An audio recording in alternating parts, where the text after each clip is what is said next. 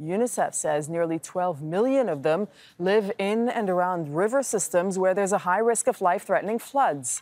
Another 4.5 million children live in coastal areas regularly struck by powerful cyclones. Almost 500,000 are Rohingya refugees living in flimsy tents that barely protect them. And a further 3 million children live inland. That's where farming communities suffer increasing periods of drought. Sara Khairat has more. Each family has a story to tell of loss and devastation, and all because of climate change.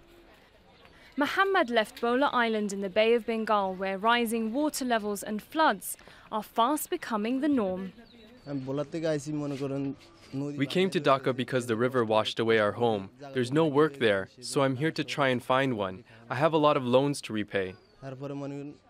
He's finding it hard to adjust to his new city life, but along with his wife, worries most about the future of their daughter. My hope is to raise my daughter as a good human being. I would like her to live in a decent environment. UNICEF reports that climate change is displacing millions of Bangladeshis, and many children are missing out on an education, with some forced into child labour and even prostitution. It says girls are the most vulnerable. It takes a lot of money to send your children to school in Dhaka. I can't afford to educate my children.